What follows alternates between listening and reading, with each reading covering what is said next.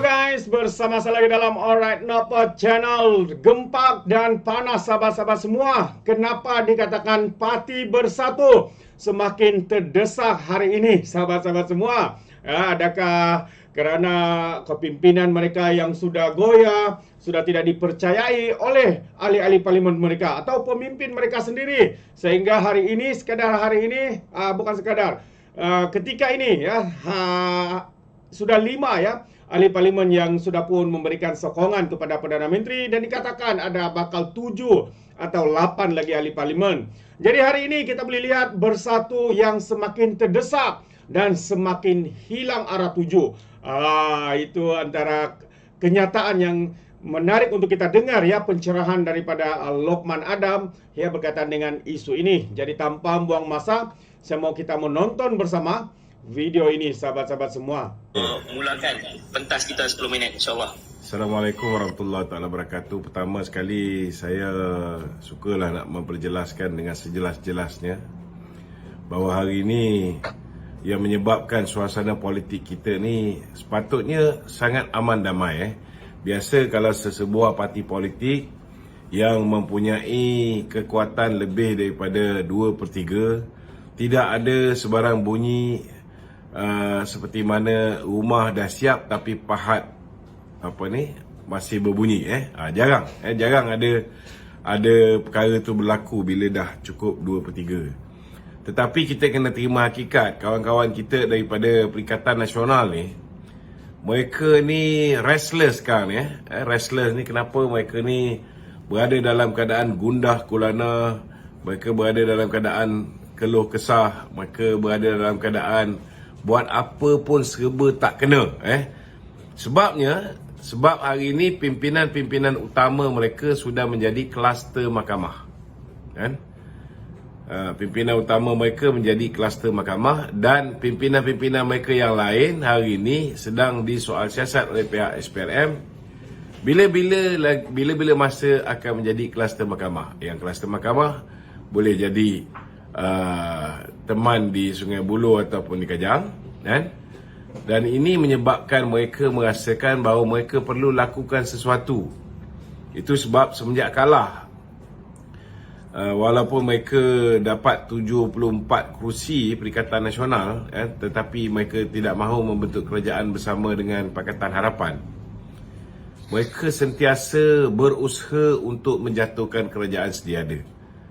Yang mereka lupa, usaha mereka menjatuhkan kerajaan sedia ada itu berjaya ketika tahun 2020 dan selepas itu, kerana pada ketika itu belum ada Akta Anti Lompat Parti. Sebelum tu belum ada apa yang dipanggil sebagai SD ataupun aku janji bahawa seseorang ahli parlimen itu tidak boleh melompat parti, dan kalau dia lompat parti dia boleh disaman sebanyak 100 juta ringgit, terutamanya pada ahli parlimen yang mewakili Barisan Nasional. Ini menyebabkan selepas saja mereka tewas, mereka berusaha untuk menawan 6 buah negeri dalam pilihan raya negeri. Gagal. Mereka cuba untuk menjual kalau menang 6 buah pilihan raya negeri ni, kerajaan kita ni akan lumpuh dan akan hilang sokongan daripada rakyat. Mereka kata disebabkan UMNO, BN bekerjasama dengan Pakatan Harapan yang dalamnya ada DAP, maka kita akan menang 6-0. Tetapi ternyata mereka hanya dapat mengekalkan status quo, ataupun 3 negeri mereka menang, 3 negeri lagi kita menang. Dan ini menyebabkan mereka hanya ada 4 negeri, dan kita, Kerajaan Perpaduan, ada 9 buah negeri. Ini yang kita perlu faham dengan sejelas-jelasnya. Kemudian mereka cuba lagi tebuk atap ni, apa yang dipanggil oleh Haji Hadi sebagai kerengga. Kerja mengerengga ni tak habis-habis lagi. Dia mulakan di 6 buah negeri, disambung di pilihan raya kecil di Pulai dan juga Simpang Jeram. Mereka gagal sekali lagi. Kemudian mereka cuba bawa naratif yang sama, kita kena tolak. Kononnya disebabkan pelangai kawasan Melayu, peluang mereka untuk menang sangat cerah. Kalau menang di pelangai bukan setakat boleh menang, boleh bentuk kerajaan negeri Pahang yang baru, mereka kata usaha nak tukar di peringkat pusat juga boleh berlaku. Dan sekali lagi mereka gagal. Dan yang terakhir, mereka cuba untuk menang dengan mengangkat Syamsuri sebagai calon Perdana Menteri daripada Perikatan Nasional. Hari ini Syamsuri dah menang dan ternyata Perikatan Nasional, khususnya Muhyiddin Yassin, ialah seorang pembohong, pembongak, dan dia tidak pun merealisasikan apa yang dia janjikan. Kalau mereka ni serius nak mengangkat Syamsuri sebagai calon Perdana Menteri, dah tentu Muhyiddin dah kosongkan kerusi pengurusi Perikatan Nasional dan bagi laluan kepada Syamsuri sebagai pengurusi barisan Perikatan Nasional yang baru. Sama juga dengan PAS. PAS juga sama-sama menyanyikan cerita Muhyiddin, penipuan Muhyiddin. Kononnya nak mengangkat Syamsuri sebagai calon Perdana Menteri. Tetapi kita lihat Haji Hadi dan juga Tuan Ibrahim Tuan Man masih tidak bersedia untuk menyerahkan kerusi Presiden PAS itu untuk dipangku oleh Syamsuri. Jadi hari ini saya nak beritahu dengan kawan-kawan, walaupun mereka memulakan usaha menarik sokongan Syed Saddiq untuk bersama dengan mereka, dengan Syed Saddiq tarik balik sokongan terhadap Datuk Seri Anwar. Namun hari ini, walaupun Datuk Seri Anwar tak berjumpa dengan 5 orang ahli parlimen daripada Bersatu, kita lihat 5 orang ahli parlimen daripada Bersatu telah pun melarikan diri daripada mereka dan telah pun menyertai kita, telah menyertai dan memberikan sokongan kepada PMX. Jadi hari ini saya nak beritahu bahawa kawan-kawan Perikatan Nasional ni, mereka perlu move on dan menyedari bahawa kerajaan tidak akan bertukar sehingga PRU yang ke-16. Datuk Seri Anwar akan kekal insya-Allah, kalau dipanjangkan umur oleh Allah SWT, dia akan kekal sehingga PRU ke-16 sebagai Perdana Menteri Malaysia. Itu mukadimah saya. Kita buka kepada sebarang persoalan yang mungkin nak dibangkitkan oleh sahabat-sahabat. Terima kasih Datuk Roman. Mantap mukadimah yang boleh membuatkan walaupun kepanasan jiwa dan hati. Okey, saya persilakan Miwa. Soalan yang pendek Miwa untuk Datuk. Silakan. Datuk, kita nampak sekarang ni MP daripada Pembangkang, especially daripada Bersatu, mula menyatakan sokongan kepada kerajaan, kepada PMX. So, adakah Datuk melihat bahawa PAS juga akan satu demi satu membawa langkah yang sama kepada menyokong PMX kita? Macam mana tu Datuk? Saya tak berapa pasti sama ada mereka ni akan memindahkan sokongan ataupun tidak. Yang berlaku hari ini ialah kebanyakan mereka ni orang-orang Bersatu. Orang Bersatu ni pun kebanyakan mereka ni asalnya daripada UMNO juga, kan? Kawan-kawan daripada PAS ini, yang daripada UMNO pula, tak banyak yang mendapat peluang untuk menjadi wakil rakyat dalam PAS.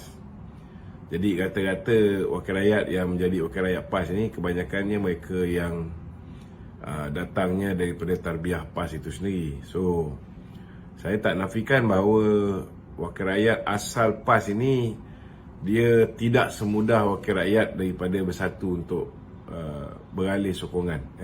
Not that easy. Tetapi tak mustahil orang-orang baru macam Ketere umpamanya sudah mula mengeluarkan kenyataan-kenyataan betapa susahnya dia nak kena sediakan dana untuk pergi kerja kahwin, nak pergi kerja kematian dan sebagainya.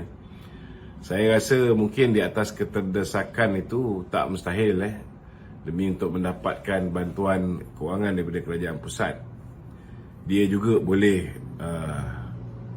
mengalihkan sokongan terhadap Perdana Menteri. Bagi saya, kita tak perlu nak beria sangatlah untuk menyambut mereka ni, kerana bagi saya hari ini kerajaan yang sedia ada sudah lebih daripada stabil. Kita sudah ada 2/3 majoriti di parlimen, kan? Tetapi kalau orang nak beri sokongan pada PM pun tak boleh cakap apa, kan? Orang nak nyokong, kita terima sajalah, betul tak? Cuma kita bimbang kalau misalnya berterusan, takut ada fitnah, takut ada sangkaan buruk. Orang mengatakan bahawa PMX melakukan apa yang dilakukan zaman Scheme of Thing Muhyiddin Yassin. Zaman Scheme of Thing Muhyiddin Yassin memanglah kita lihat ada yang diugut, ada yang ditawarkan jawatan, ada yang ditawarkan projek dan macam-macam lagi. So PMX tak buat benda tu. Jadi bagi saya lebih baiklah kita jangan beria sangat menyambut orang-orang yang nak menyokong ni. Takut benda ni jadi satu budaya yang tak berapa sihat, dan akhirnya orang hilang hormat. Seperti mana orang hilang hormat pada Muhyiddin dengan Scheme of Thing dia. Okey. Alright, terima kasih. Engku Mak, pegang Engku. Engku Muhammad, silakan. Salam. Betul? Ya. Datuk, soalan saya, bila lepas pada PRK ni, jadi mereka mainkan satu naratif yang mengatakan bahawa sekarang ini majoriti orang Melayu Islam telah pun memilih PN berbanding UMNOS ni lah. So apa pandangan Datuk? Saya tak berapa setuju dengan pandangan tersebut. Sebab kita kena faham kita tak boleh kata keputusan pilihan raya di 6 buah negeri itu ianya memberi gambaran bahawa ianya keputusan seluruh rakyat Malaysia. Tak betul, kan? Apatah lagi bahawa keputusan itu hakikat dan realitinya hanyalah pendirian orang di Kelantan, di Terengganu, di Kedah, di Selangor, di Negeri Sembilan, begitu juga dengan di Pulau Pinang, kan? So kita tak boleh kata bahawa kalau nak kata seluruh Malaysia separuh sokong kita, separuh sokong mereka, itu pun tak boleh, Itu pun tak boleh. Kerana kita hanya boleh ukur pendirian seluruh Malaysia ini berdasarkan pilihan raya umum yang ke-15. Pilihan raya umum yang ke-15, kita banyak tempat kita 3 penjuru. Banyak tempat kita 3 penjuru. So kalau 3 penjuru ni, kita tak boleh tak boleh juga nak kata hari ni kita dah confirm bersama dengan Pakatan Harapan, maka undi Pakatan Harapan dan undi kita ni dicantumkan kalau lebih daripada kawan-kawan Perikatan Nasional, maka sokongan kita daripada orang Melayu lebih. Pun tak boleh juga. Itu pun tak boleh diambil kira, kerana sokongan undi yang BN terima sebelum pilihan raya umum yang ke-15 ataupun masa pilihan raya umum ke-15, kerana kita tidak bersama dengan Pakatan Harapan. Sama juga undi yang Pakatan Harapan terima pada pilihan raya umum ke-15 kerana mereka tidak bersama dengan BN, kan? Dan begitu juga undi yang PN terima pada pilihan raya umum yang ke-15 kerana pada ketika itu ada 3 pilihan. So pilihan raya umum yang ke-16 kemungkinan besar hanya ada 2 pilihan, sama ada bersama dengan Kerajaan Perpaduan atau Perikatan Nasional. So keadaan akan jadi berbeza. Begitu juga dengan pilihan raya kecil di Pulai, di Simpan Jeram, di Pelangai, begitu juga dengan pilihan raya kecil di Kemaman. Ianya hanya boleh mengukur sokongan rakyat di tempat itu saja. Sokongan rakyat di tempat itu saja. Boleh tak kita cakap kemenangan kita di Pulai menunjukkan bahawa orang Melayu yang mengundi Kerajaan Perpaduan lebih ramai daripada orang-orang yang mengundi Perikatan Nasional? Tak boleh. Kita tak boleh cakap itu menggambarkan keseluruhan.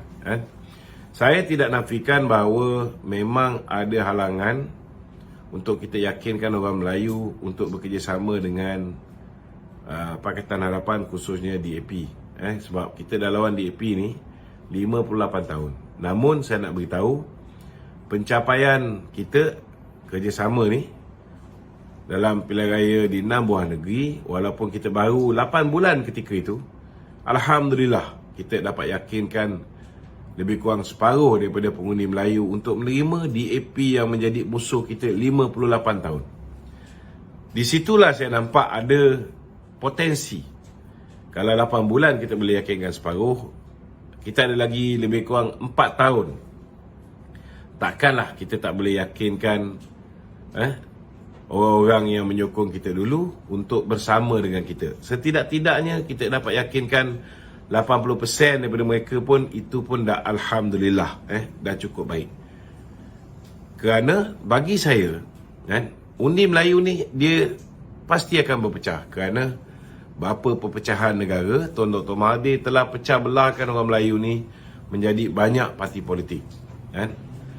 Namun parti yang boleh membentuk kerajaan yang kuat dan stabil ialah parti yang boleh mendapat sokongan Pakatan Harapan. Ini kena jelas. Sebab apa saya kata parti yang stabil ialah parti yang bersama dengan Pakatan Harapan? Sama ada BN bersama Pakatan Harapan atau PN bersama dengan Pakatan Harapan, parti yang bersama Pakatan Harapan itu akan stabil. Sebab apa? Sebab bila orang Melayu berpecah, siapa yang mendapat sokongan bukan Melayu akan memperolehi kestabilan. Sebab hari ini sokongan masyarakat Cina terhadap kawan-kawan Pakatan Harapan lebih kurang 97%. 97%. Sokongan orang India terhadap Pakatan Harapan lebih kurang 90%. So, mereka bukan majoriti tau. Mereka hampir menguasai kesemua undi bukan Melayu. Jadi itu sebabnya saya yakin BN hari ini mempunyai rakan kongsi yang betul. Walaupun kita berhadapan dengan kesukaran untuk meyakinkan orang Melayu untuk menerima DAP, tapi saya nak beritahu, lebih baik kita mengambil pendirian untuk melakukan kerja yang sukar ini demi masa depan yang lebih baik untuk anak bangsa kita, daripada kita chicken out ataupun kita mengambil pendekatan give up macam Jalil kan. Dia tahu bahawa orang Melayu susah nak terima DAP. Bukan semua orang Melayu susah nak terima DAP, hanya sebahagian. Yalah, kita masih awal. So dia ambil pendekatan, disebabkan sebahagian orang Melayu tak boleh terima DAP, maka kita kena putuskan hubungan dengan DAP. Kita kena balik bersama dengan Perikatan Nasional. Yang dia tak fikir hari ini, Perikatan Nasional dah menang 74 kursi daripada 114 kursi yang UMNO tandingi. So kalau UMNO hari ini bersama dengan Perikatan Nasional, UMNO hari ini hanya 26 kursi. 26 kursi ni yang UMNO boleh jamin dia boleh dapat dalam pilihan raya umum yang ke-16. 74 kursi yang PN menang adalah kursi yang UMNO tandingi. Yang ini UMNO takkan boleh dapat bertanding. Kalau ada pun kursi yang boleh UMNO rebut, ialah 29 kursi Melayu yang dimenangi oleh Pakatan Harapan. So 29 kursi Melayu ni, saya nak beritahu, dengan prestasi PN dapat 74, BN hanya dapat 26. Kalau diagihkan 29 kursi ni, nescaya Perikatan Nasional akan dapat lebih.